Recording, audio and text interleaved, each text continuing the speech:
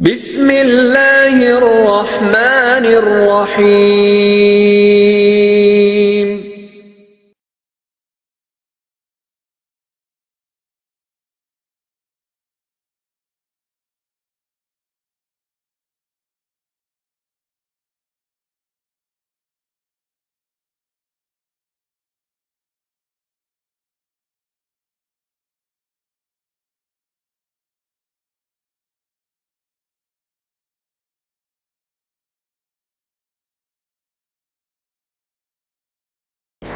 بسم اللہ الرحمن الرحیم۔ الحمد للہ رب العالمین والصلاة والسلام علی اشرف الانبیاء والمرسلین محمد بن عبد اللہ الامین وعلی آلہ وصحبہ الطیبین الطاہرین، اما بعد۔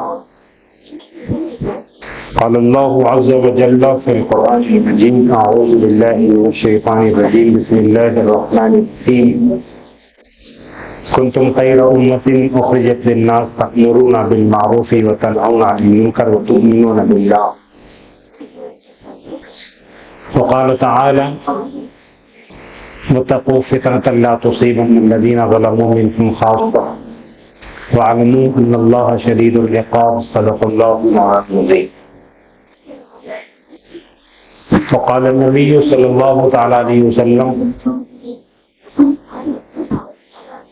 من رأى منكم منكرا فليغيره بيده وإن لم يستطع فبلسانه وإن لم يستطع فبالقلب، ذلك ضعف الإيمان، كما قال صلی اللہ علیہ وآلہ وسلم۔ بزرگان محترم اور عزیزان گرامی، آپ کے سامنے قرآن مجید کی دو آیتیں تلاوت کی گئی ہے اور اللہ کے نبی صلی اللہ علیہ وسلم کا ایک فرمان جس کو حدیث پاک کہتے ہیں آپ کو پڑھ کر سنایا گیا۔ پہلی آیت کا تعلق سورہ آل عمران سے ہے اور دوسری آیت کا تعلق سورہ انعام سے۔ پہلی آیت میں اللہ تبارک و تعالیٰ نے ارشاد فرمایا ہے کہ تم بہترین امت ہو جس کو اللہ تبارک و تعالیٰ نے خیر و بھلائی کے لیے وجود میں لایا ہے۔ تم لوگوں کو نیکی کا حکم کرتے ہو اور برائی سے روکتے ہو اور اللہ تبارک و تعالیٰ کی ذات پر ایمان رکھتے ہو۔ اور دوسری آیت میں اللہ تعالیٰ نے فرمایا ہے کہ بچوں اس آزمائش سے، اس امتحان سے جو صرف ان لوگوں پر نہیں آئے گی جنہوں نے ظلم کیا یا گناہ کیا ہے، بے شک اللہ تبارک و تعالیٰ سخت عذاب دینے والا ہے۔ اور اللہ کے نبی صلی اللہ علیہ وسلم کی حدیث میں یہ بات کہی گئی ہے کہ تم میں سے کوئی شخص اگر کسی قسم کی برائی کو ہوتے ہوئے دیکھے تو اس کو چاہیے کہ وہ اس کو اپنے ہاتھ سے یعنی طاقت سے روکے۔ اگر اس کی طاقت نہیں رکھتا ہے تو اپنی زبان سے روکے۔ اگر اس کی بھی طاقت نہیں رکھتا ہے تو کم سے کم دل میں برا سمجھے۔ یہ ایمان کا سب سے کمزور درجہ ہے۔ آیتوں میں اور حدیث میں جو بات کہی جا رہی ہے یا جو پیغام دیا جا رہا ہے وہ اللہ تبارک و تعالیٰ کے بندوں کو اللہ کے دین کی دعوت دینا ہے، جس کو ان سے عام لوگوں کو نیکی کی رہنمائی کرنا اور برائی سے روکنا کہا جاتا ہے۔ اس کام کے کرنے کے لیے اللہ تبارک و تعالیٰ نے دنیا میں بہت سی تنظیموں کو، تحریکوں کو، جماعتوں کو وجود بخشا ہے، جن کا مقصد یہ ہے کہ وہ اللہ تبارک و تعالیٰ کے بندوں کا تعلق اللہ سے جوڑنا چاہتے ہیں اور لوگوں کو ان کی ذمہ داریوں کا احساس دلانا چاہتے ہیں اور یہ بتانا چاہتے ہیں کہ اللہ تعالیٰ نے کار عظیم کی ذمہ داری تمہارے کاندھوں پر ڈالی ہے تو تم اس کو کس قدر ادا کرنے کی فکر کر رہے ہو اور کوشش کر رہے ہو۔ اگر تم اس طرف دھیان نہیں دے رہے ہو تو یہ آیتیں تمہیں آواز دے رہی ہے اور پیغام دے رہی ہے کہ اللہ نے تو تمہیں خیر امت کے لقب سے نوازا ہے، تو کیا تم اس کو ادا کرنے کی فکر کر رہے ہو، کوشش کر رہے ہو؟ اگر کر رہے ہو تو بہت اچھی بات ہے، اور اگر نہیں کر رہے ہو تو تم کو اس کام کی طرف توجہ کرنا ہے اور اس کام کو طریقے سے کرنے کی ضرورت ہے۔ یہ بات یہ پیغام ان آیتوں میں سمجھایا اور بتایا جاتا ہے۔ اسی طرح ہم کو اور آپ کو یہ بھی معلوم ہے کہ بلکہ عقیدہ ہے ہمارا اور آپ کا کہ اب کوئی نبی، پیغمبر، رسول نہیں آئے گا۔ قیامت تو آ سکتی ہے لیکن یہ لوگ نہیں آئے۔ لیکن ان کے کام کو اللہ تعالیٰ نے قیامت تک باقی رکھا ہے. ان کا کام تھا یہ اللہ تبارک و تعالیٰ کے بندوں کو اللہ تعالیٰ کی طرف بلاتے تھے، دین کی دعوت دیتے تھے اور دین کے معاملے میں ان کی رہنمائی کرتے تھے. یہ نبی پیغمبر رسولوں کا کام تھا جو ہمارے کاندھوں پر ڈالا گیا. اس لیے اس کام کو ہم کو انفرادی طور پر بھی کرنا ہے اور اجتماعی طور پر بھی کرنا. انفرادی طور پر تو یہ کہ ہمارے سامنے کوئی غلط کام ہو رہا ہے، اس کو لاڑ سے، پیار سے، محبت سے، اپنائیت سے سمجھانا اور بتانا کہ یہ کام جو ہو رہا ہے، یہ کیا جا رہا ہے، ہم کو ٹھیک نہیں لگتا ہے، آپ اس کو مت کیجیے، اللہ تعالیٰ اس سے ناراض ہوتے ہیں. بہت مرتبہ ایسا ہوتا ہے کہ اللہ کے بندوں کو سمجھا دیا جائے تو بات سمجھ میں آ جاتی ہے اور وہ اس کام کو کرنے سے بعد آ جاتے ہیں، رک جاتے ہیں. لیکن ہمارا مسئلہ یہ ہے کہ ہم جس معاشرے اور سماج میں رہتے بستے ہیں، یہاں پر قسم قسم کے لوگ پائے جاتے ہیں. کچھ لوگ وہ ہیں جو اللہ کے بندوں کو اللہ کے دین کی رہنمائی اس لیے نہیں کرتے ہیں کہ وہ کہتے ہیں کہ صاحب لوگوں کو سمجھایا جائے گا اور بتایا جائے گا تو تعلقات خراب ہوں گے. ایسے لوگوں سے یہ کہا جا سکتا ہے کہ کیا ان کا تعلق اللہ سے بڑا ہے یا اللہ کے بندوں سے بڑا ہے؟ اگر اللہ سے تعلق ہے تو پھر دنیا کے تعلق کی کوئی اہمیت نہیں. اللہ کا تعلق ہم سے یہ کہہ رہا ہے کہ اللہ کے بندوں کو نیکی کی طرف رہنمائی کرنا، برائی سے روکنا. اور تعلقات کا جہاں تک مسئلہ ہے، اگر وہ دین کے تعلقات سے زیادہ ہیں تو ایسے تعلقات کی اسلام میں کوئی گنجائش نہیں ہے. کہ جو انسان کو اچھائی برائی کی تمیز سے روک دے، وہ تعلقات کیسے اچھے ہو سکتے ہیں؟ بعض لوگ وہ بھی ہیں جو اچھائی کی تو تلقین کرتے ہیں، اچھائی باتیں سمجھاتے ہیں، لیکن برائی سے نہیں روکتے. وہ بھی یہی کہتے ہیں کہ صاحب لوگوں کو روکیں گے ٹوکیں گے تو وہ کیا سوچیں گے. اور پھر ہمارا تعلقات کا جو مسئلہ ہے، یہ رشتے کی باتیں میں سمجھتا ہوں کہ ہمارے ذمہ داریوں کو پورا کرنے میں رکاوٹ ہیں اور ہمارے فرار کے راستے ہم کو فراہم کرتے ہیں. ہم اس کام سے بھاگ نہیں سکتے ہیں اور نہ ہی ان کاموں سے اپنے آپ کو بچا سکتے ہیں، اور نہ ہی کہیں یہ کام ہو رہا ہے اللہ کی نافرمانی کا تو اپنی آنکھیں بند کر سکتے ہیں. بہرحال ہم کو اپنی سطح پر اپنی ذمہ داری کو سمجھنا ہے اور اس کے مطابق اپنے آپ کو کام کرنے کے لیے لگانا ہے. یہ ہماری اور آپ کی ذمہ داری، کیونکہ یہ کام اللہ تبارک و تعالیٰ نے ہم کو دیا. پھر آپ کے ذہن میں یقیناً یہ سوال بھی پیدا ہونا چاہیے کہ دنیا کے اندر ہم دیکھتے ہیں کہ مختلف جماعتیں ہیں، تحریکیں ہیں، تنظیمیں ہیں، جن کا مقصد یہ ہے کہ وہ اللہ کی بندوں کو اللہ کا دین سمجھاتے ہیں، بتاتے ہیں. تو میں کہتا ہوں آپ سے کہ ساری تنظیمیں، ساری تحریکیں، ساری جماعتیں قابل مبارکباد ہیں، کیوں؟ اس لیے کہ وہ بڑا کام کر رہی ہیں اور ہر جماعت کو اپنے طریقے سے کام کرنا چاہیے، کرنے دینا چاہیے. ہم کو کسی کی مخالفت نہیں کرنا چاہیے، کیونکہ سب لوگ اپنی سطح پر اپنے طریقے پر کام کرتے ہیں، ان کو کام کرتے رہنا چاہیے، کرنے دینا چاہیے. ہمارے استاد محترم فرماتے تھے کہ لوگوں کے مزاج الگ الگ رہتے ہیں اور ایک ہی لاٹھی سے سب کو ہانکا نہیں جا سکتا. ایک ہی طریقے کی دعوت سارے لوگوں کو نہیں دی جا سکتی. لوگ الگ الگ خیال کے، الگ الگ مزاج کے ہوتے ہیں، اور مجھ کو آپ کو جو طریقہ اچھا لگتا ہے اس طریقے کے مطابق کام کرنا چاہیے. کسی بھی جماعت سے جڑ کر، کسی بھی تحریک سے اپنے آپ کو لگا کر یہ کام کرنا چاہیے کہ بہرحال یہ کام ہماری اور آپ کی ذمہ داری ہے. جس کو اور سمجھاتے ہوئے اپنے استاد محترم نے فرمایا تھا کہ اللہ کے بندوں کو اللہ کا دین سمجھانا اور بتانا یہ ہم سب کی ذمہ داری ہے. اس کو لوگ الگ الگ طریقے سے کرتے ہیں، انفرادی طور پر بھی کرتے ہیں، اجتماعی طور پر بھی کرتے ہیں.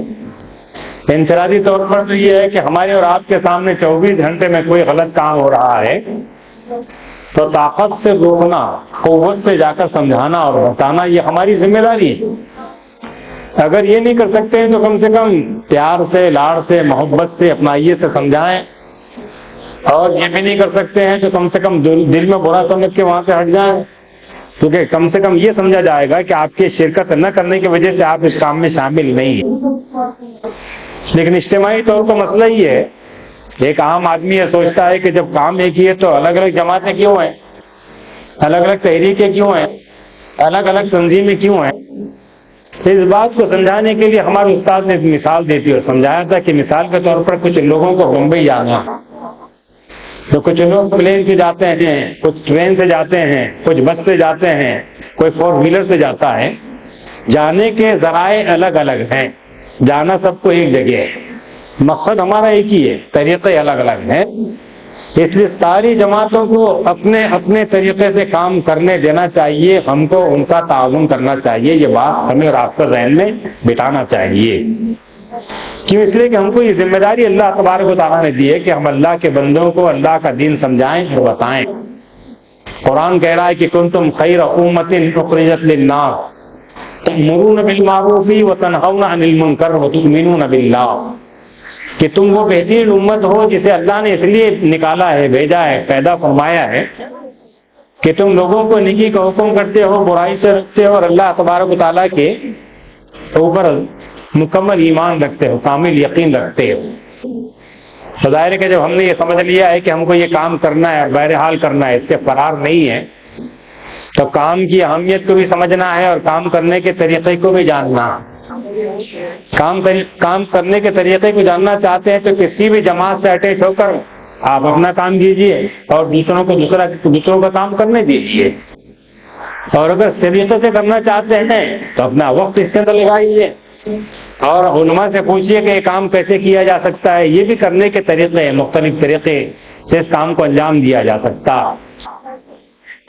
پھر اللہ کے نبی صلی اللہ علیہ وسلم نے متعدد حدیثیں اس سلسلے میں بیان فرمائی ہے، جس میں یہ پیغام دینا ہے کہ تمہیں تو بہرحال اس کام کو کرنا ہے، اس کام سے فرار تم اپنے آپ کو نہیں کر سکتے اور نہ ہی اس سے آنکھیں بند کر سکتے ہو۔ اگر آنکھیں بند کریں گے تو اس کے لیے اللہ کے نبی صلی اللہ علیہ وسلم کا یہ فرمان ہمارے سامنے رہنا چاہیے۔ یہ فرمایا آپ نے کہ کسی معاشرے میں کچھ لوگ گناہ کرتے ہیں، کچھ لوگ ایسے ہیں جو گناہوں کو کرنے والوں کو روک سکتے ہیں، منع کر سکتے ہیں، لیکن پھر بھی نہیں روکتے ہیں اور پھر بھی منع نہیں کرتے ہیں۔ تو ان لوگوں کو معلوم ہونا چاہیے کہ مرنے سے پہلے اللہ ان کے اوپر ایسے حالات لائے گا کہ پھر اللہ تبارک و تعالیٰ یہ بہتر جانتے ہیں کہ ان کا معاملہ کیا ہوگا۔ حدیث میں یہ ہے کہ اللہ تبارک و تعالیٰ ان کو ضرور عذاب میں مبتلا کر دیں گے، اور عذاب قسم قسم کا ہوتا ہے۔ ہر آدمی سمجھ سکتا ہے کہ وہ جن حالات سے گزر رہا ہے ہو سکتا ہے کہ اللہ تبارک و تعالیٰ کا یہ عذاب ہو سکتا ہے۔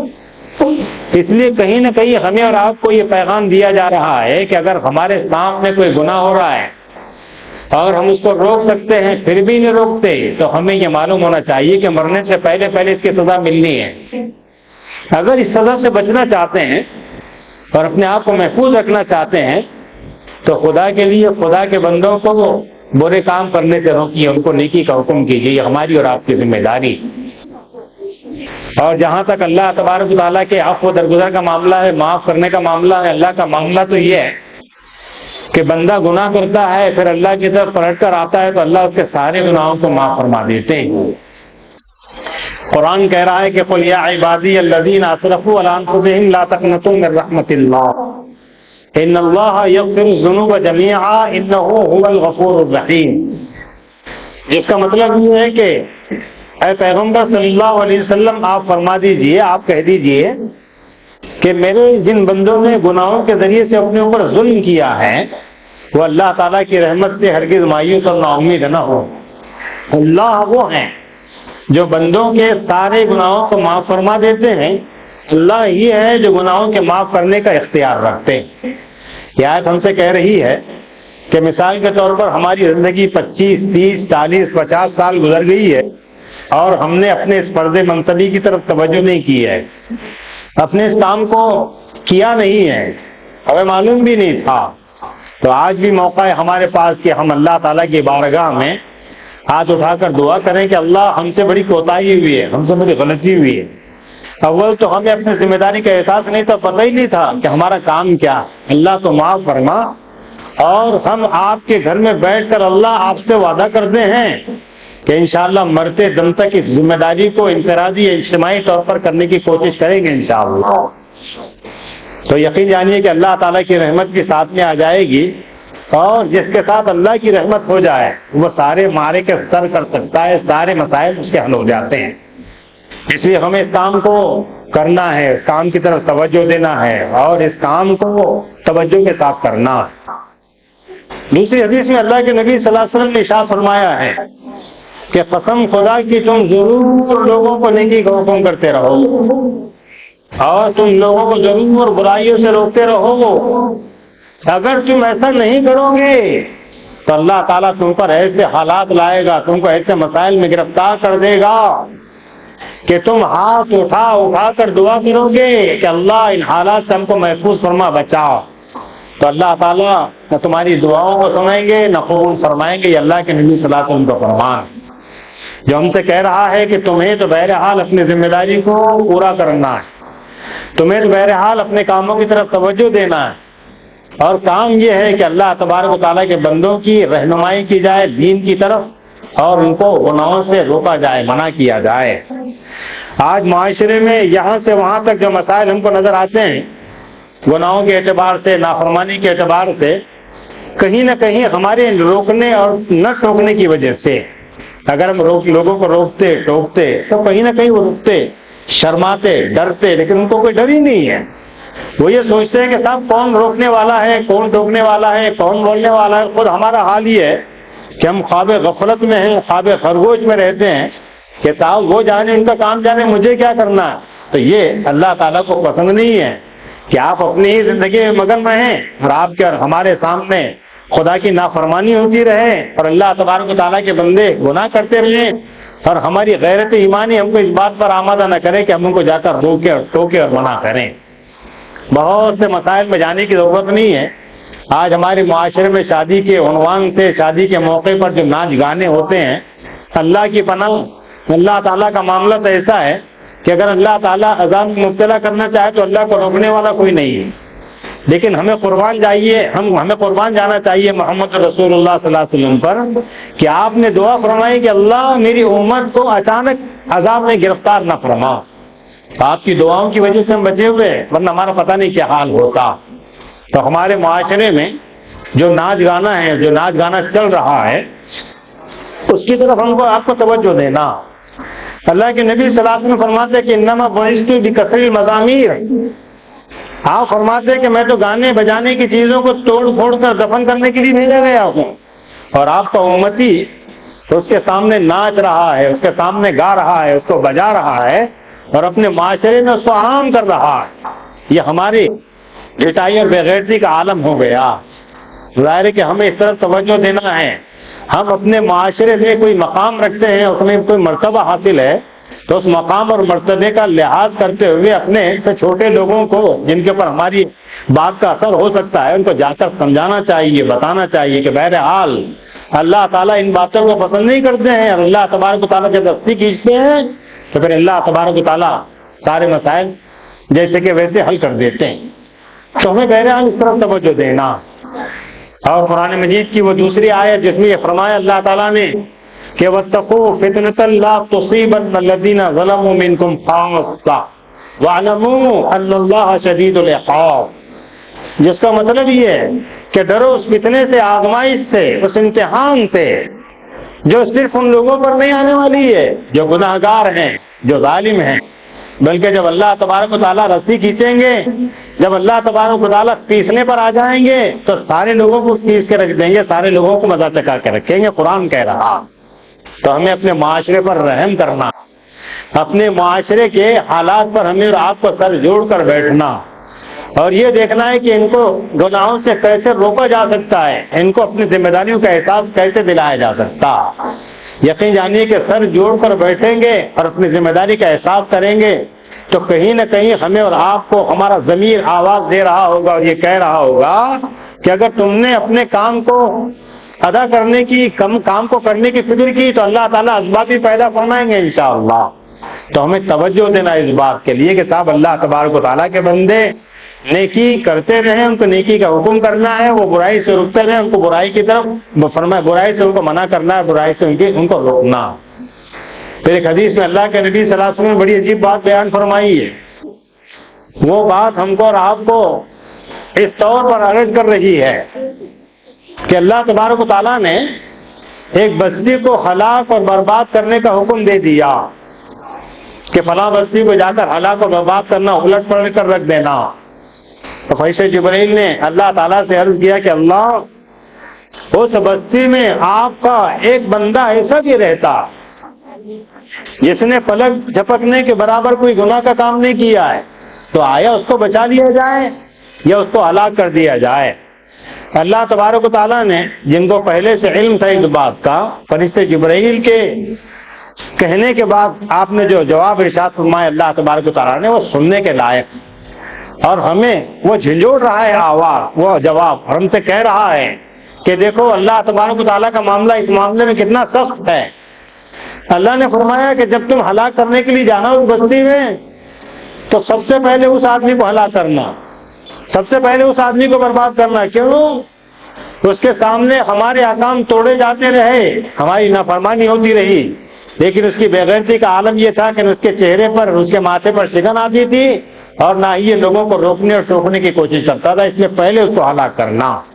تو ظاہر ہے کہ اللہ کے نبی صلی اللہ علیہ وسلم کا یہ فرمان، یہ حدیث ہم سے کہہ رہی ہے کہ معاشرے میں آنکھ بند کر کے بیٹھیں گے اور اللہ کی پکڑ آئے گی تو سارے لوگ پکڑے جائیں گے، سارے لوگوں کو مزہ چکھنا پڑے گا۔ اللہ تبارک و تعالیٰ نے اللہ کے نبی صلی اللہ علیہ وسلم کے ذریعے سے ہمیں فرما دیا کہ اگر معاشرے میں اللہ کی پکڑ ہوگی تو وہاں پر وہ لوگ نہیں بچ سکتے ہیں جو اپنے کو نیک سمجھتے ہیں یا نیک بناتے ہیں۔ تو یقیناً ہمیں نیک بننا بھی ہے اور لوگوں کو اس طرف آمادہ بھی کرنا ہے، اور لوگوں کی رہنمائی بھی ہم کو اور آپ کو کرنی ہے۔ تو بہرحال یہ حدیث ہم سے کہہ رہی ہے کہ ہمیں حالات سے سمجھوتا نہیں کرنا ہے، بلکہ حالات کو بدلنے کی کوشش کرنا ہے اور فکر کرنا۔ پھر اللہ کے نبی صلی اللہ علیہ وسلم باتوں کو سمجھانے کے لیے مثال دیا کرتے، اور مثال اس لیے دیتے تھے آپ کے بات اچھی طریقے سے ہر آدمی کے سمجھ میں آ جائے۔ ایک مثال اللہ کے نبی صلی اللہ علیہ وسلم نے اچھی دی ہے۔ حضرت نعمان ابن بشیر رضی اللہ تعالیٰ عنہ راوی ہے، بیان کرتے ہیں، حدیث روایت کرتے ہیں کہ اللہ کے نبی صلی اللہ علیہ وسلم نے اللہ کے بندوں کو مثال کے ذریعے سے اس بات کی رہنمائی فرمائی ہے کہ اللہ کے بندے جو نیکی کا کام کرتے ہیں، لوگوں کی رہنمائی کرتے ہیں، نیکی کا حکم کرتے ہیں، برائی سے روکتے ہیں، تو ان کی مثال ایک مثال کے ذریعے سے اللہ کے نبی صلی اللہ علیہ وسلم نے سمجھائی ہے، اور یہ فرمایا ہے کہ وہ لوگ جو اللہ تبارک و تعالیٰ کی بندگی کرتے ہوئے اللہ تعالیٰ کے بندوں کی رہنمائی کرتے ہیں، نیکی کا حکم کرتے ہیں، اور اللہ کے وہ بندے جو خود بھی نافرمانی کرتے ہیں اور اللہ کے بندوں کو نافرمانے سے نہیں روکتے ہیں، ان کی مثال ایسی ہے جیسے کچھ لوگوں نے سمندر میں سفر کرنے کا ارادہ کیا، اور ساری دنیا جانتی ہے کہ سفر پانی میں کشتی کے ذریعے سے ہوتا ہے، شپ کے ذریعے سے ہوتا، اور آج کل جو شپس ہیں اس میں کئی فلور ہوتے ہیں۔ اللہ کے نبی صلی اللہ علیہ وسلم نے فرمایا کہ لوگ سوار ہو گئے کشتی میں، کچھ لوگ نیچے بیٹھے اور کچھ لوگ اوپر بیٹھے، اور سفر چل رہا۔ اب سفر کے دوران پانی پینے کے لیے، پانی لانے کے لیے نیچے کے لوگوں کو اوپر جانا پڑتا ہے۔ چند دنوں کے بعد نیچے کے لوگوں نے یہ سوچا کہ صاحب یہ بار بار کا جانا آنا ہم کو بڑا تکلیف اس سے ہوتی ہے، اور ہم جب اوپر جاتے ہیں تو اوپر کے لوگوں کو ہمارے آنے کی وجہ سے تکلیف ہوتی ہے۔ اس لیے اس کا آسان راستہ یہ ہے، اس کا حل یہ ہے کہ ہم یہیں سوراخ کر دیتے ہیں نیچے، کہ یہیں سے پانی حاصل کر لیا جائے گا اور اوپر جانے آنے کی نوبت نہیں آئے گی، اور نہ ہی ہمارے جانے سے اوپر کے لوگوں کو تکلیف ہوگی۔ پیغمبر صلی اللہ علیہ وسلم نے ارشاد فرمایا کہ اگر نیچے کے لوگوں کو سوراخ کرنے سے روکا نہیں گیا اور اگر ان نے سوراخ کر دیا تو پانی کشتی کے اندر آئے گا، نیچے کے لوگ بھی ڈوبیں گے اور اوپر کے لوگ بھی ڈوبیں گے، کیونکہ پانی جب اندر آئے گا تو کشتی تیر نہیں سکتی ہے، وہ تو ڈوبنے والی۔ اس مثال کے ذریعے سے اللہ کے نبی صلی اللہ علیہ وسلم فرما رہے ہیں کہ معاشرے میں جو لوگ گناہ کرتے ہیں ان کو روکنا ہم سب کی ذمہ داری۔ اگر نہیں روکتے ہیں، حالات آئیں، مسائل میں گرفتار کر دیں، اللہ تعالیٰ امتحان میں ڈال دیں، تو سارے لوگوں کو اس امتحان کا سامنا کرنا پڑے گا، سارے لوگوں کو اللہ تبارک و تعالیٰ آزمائش میں ڈال دیں گے۔ اس لیے درخواست ہے، گزارش ہے کہ ہمیں اور آپ کو انفرادی اور اجتماعی طور پر اس کام کو کرنا ہے۔ کام کیا ہے کہ اللہ تبارک و تعالیٰ نے فرمایا کنتم خیر امت اخرجت للناس تأمرون بالمعروف وتنہون عن المنکر وتؤمنون باللہ۔ اس کا مطلب یہ ہے کہ تم وہ بہترین امت ہو، اللہ نے خیر امت کے لقب سے نوازا ہے، اور جب لقب دیا ہے تو ذمہ داری کا احساس بھی دلایا ہے، اور یہ فرمایا ہے کہ تمہارا کام یہ ہے کہ تم لوگوں کو نیکی کا حکم کرتے ہو اور برائی سے روکتے ہو اور اللہ کی ذات پر ایمان رکھتے ہو۔ اس کام کو کرنے کے لیے اللہ تبارک و تعالیٰ نے، میں نے کہا آپ سے کہ مختلف تحریکوں کو، جماعتوں کو، تنظیموں کو وجود بخشا۔ ساری تنظیمیں اپنے طور پر کام کر رہی ہے، سب کو کرنے دیجیے۔ ہمارا اور آپ کا مزاج جس سماج سے، جس تحریک سے، جس تنظیم سے جڑتا، ہم کو تنظیم سے جڑ کر کام کرنے کی ضرورت ہے۔ ایک دوسرے پر تنقید کرنے کے بجائے کام کرنا یہ عقل مندی کا تقاضا ہے، اور یہی ہم کو اور آپ کو کامیابی سے ہمکنار کر سکتا۔ اسی کے پیش نظر اپنے شہر سے قریب 25-30 کلومیٹر کے فاصلے پر قصاب کھیڑے میں ایک بہت بڑا اجتماع ہونے جا رہا۔ آپ جانتے ہیں کہ دعوت و تبلیغ کے عنوان سے ایک جماعت پوری دنیا میں اللہ کے بندوں کو اللہ کا دین پہنچانے اور ان کے پاس دین کو پھیلانے کا کام کر رہی ہے، اور یہ لوگ سال میں ایک مرتبہ اتنا بڑا اجتماع اس لیے رکھتے ہیں کہ خالی لوگ جمع ہو جائیں اور دعا کر کے وہاں سے نکل جائیں۔ مقصد یہ نہیں ہوتا ہے، بلکہ مقصد یہ ہوتا ہے کہ وہاں پر ہم شریک رہ کر وہاں کے بیانات سے استفادہ کریں۔ ساری دنیا جانتی ہے کہ بندے کی زندگی کو بدلنے کے لیے کسی کا ایک جملہ ہی کافی ہو جاتا۔ یہاں پر ہر نماز کے بعد مختلف لوگوں کے بیانات ہوتے ہیں۔ اللہ والے ایسے ہوتے ہیں کہ جنہوں نے اپنی پوری زندگی کھپا دی ہے، اپنی پوری زندگی اللہ کے بندوں کو اللہ کا دین سمجھانے اور فرمائے کہ اس کو دین پر لگانے کے لیے لگا دی، تو ظاہر ہے کہ ان کی بات میں اثر ہے، اثر ہوتا ہے، ہونا چاہیے۔ ہمارا کام یہ ہے کہ ہم اس اجتماع کی اگر تیاری میں کوئی تعاون کر سکتے ہیں تو یہ بھی بہت بڑی بات کہ ہماری کوشش سے، ہماری محنت سے، ہمارے تعاون سے اللہ کے کسی ایک بندے کو ہدایت مل جائے تو میں سمجھتا ہوں کہ ہماری اور آپ کی کامیابی کے لیے اتنا کافی ہے۔ تو اگر کوشش کر سکتے ہیں، تعاون کر سکتے ہیں، کام کر سکتے ہیں، تو وہاں جا کر اپنے آپ کو پیش کیجئے کہ میرے لائق اگر کوئی خدمت ہو تو میں اس کو کرنا چاہتا ہوں۔ گھنٹہ، 2 گھنٹے، آدھا دن، 1 دن، بہت بڑی بات۔ اور جب وہ اجتماع شروع ہو جائے تو ہمیں بذات خود اپنے کاروبار کو، کام دھندوں کو آگے پیچھے کر کے اس میں شریک ہونا ہے، کیونکہ میں نے کہا کہ بہرحال کسی بھی بندے کی کوئی بات ہماری زندگی کو پلٹنے کے لیے کافی نہیں۔ معلوم کہ کس بندے کے زبان سے کوئی جملہ نکل جائے اور وہ میری اور آپ کی ہدایت کا راستہ ہم کو اور آپ کو فراہم کر دے۔ ہم اپنی زندگی میں ذرا ذرا سے کاموں کو، اپنے کاروبار کو آگے پیچھے کر لیتے ہیں۔ ایک شادی کو لیجیے کہ شادی ہوتی ہے گھنٹے بھر کی، لیکن 1 دن پہلے شادی کے دن، 1 دن کے بعد دکان بند ہے۔ معلوم ہوا کہ شادی ہو رہی ہے اس لیے دکان بند ہے۔ تو ظاہر ہے کہ کام کے لیے، اپنے گھروں کے کام کے لیے کاروبار کو آگے پیچھے کیا جا سکتا ہے، کام دھندوں کو آگے پیچھے کیا جا سکتا ہے، تو اللہ کے دین کے لیے ہمیں بہرحال یہ کام کرنا ہے۔ نہیں معلوم ہمیں اللہ تعالیٰ کس کے ذریعے سے، کون سی بات کے ذریعے سے ہدایت دے دے اور اللہ تعالیٰ ہمیں آخرت میں کامیاب فرما دے۔ تو ہمیں اس بات کی کوشش کرنا ہے کہ ہم خود بھی اس میں شریک ہوں گے، اور اپنی طرف سے اگر کوئی تعاون ہو سکتا ہے تو وہ بھی کرنے کی کوشش کریں گے انشاءاللہ۔ اسی طرح ہمیں اور آپ کو یہ بات بھی معلوم ہونا چاہیے کہ آج کل ہماری بہنوں اور بیٹی کے سلسلے میں جو اخبارات میں رپورٹیں آ رہی ہے، سب جانتے ہیں کہ ارتداد کا جو سلسلہ چل رہا ہے، ہماری بہنیں جو حرکتیں کر رہی ہے، جو باتیں ان کی طرف سے پیش آ رہی ہے، ان کے سد باب کے لیے ہمیں اور آپ کو اپنی کوششیں کرنا۔ تو اس میں سب سے بڑی جو رکاوٹ ہے، جو سب سے بڑا مسئلہ ہے، شادیوں کا وقت پر نہ ہونا ہے۔ اور شادی وقت پر اس لیے نہیں ہو رہی ہے کہ یہاں سے وہاں تک مسائل ہی مسائل ہیں۔ اللہ کے نبی صلی اللہ علیہ وسلم نے فرمایا تھا کہ شادی کو آسان کرو، ہم نے شادی کو اتنا مشکل بنا دیا ہے کہ زنا اور بدکاری عام ہو گئی۔ اس معاشرے کو تبدیل کرنے کا واحد راستہ یہ ہے کہ ہم اپنی بیٹیوں اور بہنوں کی تربیت کی طرف توجہ دیں۔ اگر ان کی تربیت ہوگی تو ظاہر ہے کہ ایسے حالات پیدا نہیں ہوں گے۔ ہمارے سامنے تو ایسے ایسے واقعات ہیں کہ جو لوگ دین کے دشمن ہیں، ان کے گھر میں ایسی بیٹیاں پیدا ہو رہی ہے کہ وہ اسلام کے مطالعے سے، اسلام کے معاملات سے متاثر ہو کر اسلام میں داخل ہو رہی ہے۔ اور ایک ہمارا حال ہے کہ ہماری بیٹیاں غیروں کے ساتھ بھاگ رہی ہے، جو پوری امت کے لیے لمحہ فکریہ ہے۔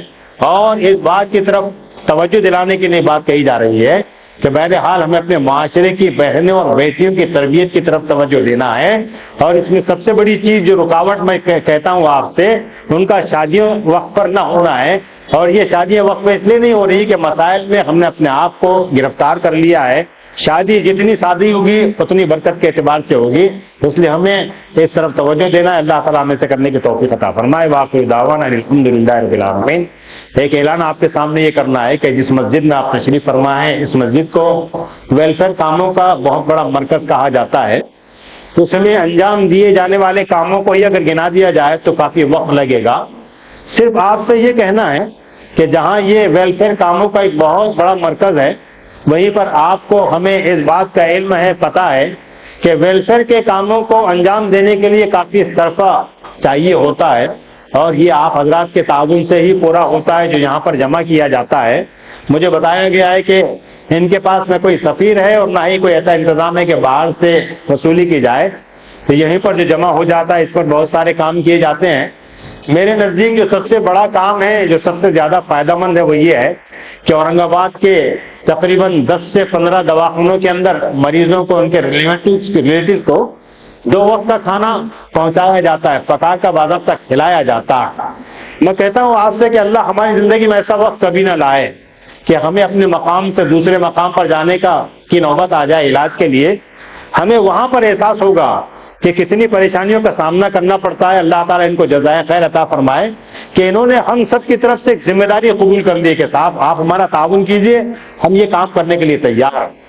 اور جہاں تک اللہ کے بندوں کی مدد کرنے کا معاملہ ہے، آپ کو معلوم ہونا چاہیے کہ اللہ کے بندوں کی مدد کرنا اللہ کی مدد کرنے کے جیسا۔ روز قیامت اللہ فرمائیں گے اپنے بندوں سے کہ میں مصیبت میں گرفتار تھا، میں پریشان حال تھا، تم چاہتے تو میری مدد کر سکتے لیکن تم نے ایسا نہیں کیا تھا۔ تو بندہ کہے گا رب سے، پروردگار سے کہ اللہ آپ تو ساری دنیا کے پالنہار ہیں، رب ہیں، پروردگار ہیں، آپ کیسے پریشان رہ سکتے ہیں، آپ کیسے حالت میں گرفتار رہ سکتے ہیں؟ تو اللہ فرمائیں گے کہ دنیا کی زندگی میں میرا بندہ پریشان تھا، وہ حالات میں گرفتار تھا، اگر تم اس کی مدد کر دیں میری مدد کرتے گویا۔ اللہ تعالیٰ نے یہ فرمایا۔ تو معلوم یہ ہوا کہ اللہ کے بندوں کی مدد کرنا، اللہ کے بندوں کی مدد کرنا اللہ کی مدد کرنے کے جیسا۔ اس لیے ہمیں ایسے کاموں میں بڑھ چڑھ کر حصہ لینا چاہیے۔ تو میں نے کہا آپ سے کہ مریضوں کو، ان کے لواحقین کو کھانا پہنچایا جاتا ہے، اس کے لیے کافی صرفہ لگتا ہے، اور جہاں تک اللہ کے مال کو اللہ کے راستے میں لگانے کا مسئلہ ہے، ہمیں اپنے ذہن سے یہ بات نکالنا چاہیے کہ جو مال ہمارے پاس ہے وہ ہمارا نہیں ہے، وہ اللہ کا مال۔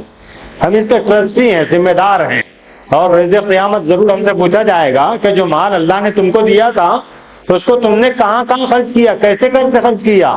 اور انفاق کا مسئلہ یہ ہے کہ قرآن کہتا ہے کہ جو اللہ کے مال کو اللہ کے راستے میں لگاتے ہیں بدلے میں ان کو صرف نیکیاں ملتی ہے، اللہ اجر سے نوازتے ہیں۔ قرآن کہتا ہے کہ اللہ کے جو بندے اللہ کے مال کو اللہ کے راستے میں لگاتے ہیں، ان کی مثال ایسی ہے جیسے زمین میں ایک دانہ بویا گیا، اس سے ایک پودا نکلا، اس کو ہری ہری بالیں آئی، ہر بالی میں 100 دانے ہیں، اللہ جس کو چاہتے ہیں اس سے بھی زیادہ نوازتے عطا فرماتے ہیں۔ تو ہمیں اس خیال میں نہیں رہنا کہ یہ ہمارا مال ہے، ہم تو بڑے خوش قسمت ہے کہ اللہ تعالیٰ نے ہمارے مال کو قبول فرمایا ہے اور اس کے بدلے میں اجر عطا فرمانے کا وعدہ فرمایا ہے۔ اور پھر دنیا میں ہر انسان کو یہ ظام رہتا ہے کہ یہ میرا مال ہے، میں اپنے اوپر خرچ کر لوں گا تو یہ میرے فائدے کا ہے، میرے کام آ جائے گا۔ تو اس بات کو بھی یاد رکھنا چاہیے کہ جو ہمارے پاس رہتا ہے وہ باقی نہیں رہتا ہے، جو اللہ کے راستے میں دے دیا جاتا ہے وہ باقی رہتا ہے۔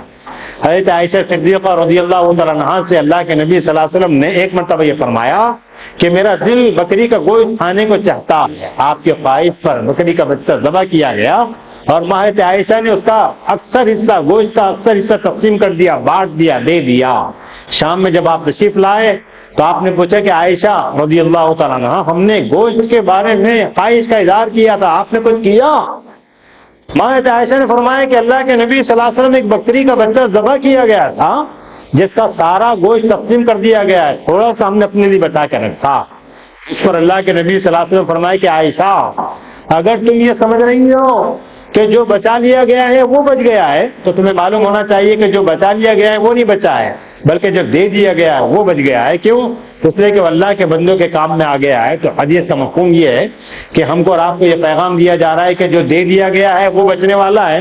اس لیے ہمیں اپنی زندگی میں جب تک ہاتھ پیر سلامت ہے اور عقل سلیم سے اللہ نے نوازا ہے تو اللہ کے راستے میں بڑھ چڑھ کر حصہ لینا چاہیے۔ دعا فرمائے کہ اللہ ہمیں آپ کو ایسا کرنے کی توفیق عطا فرمائے۔ واخر دعوانا الحمدللہ رب العالمین۔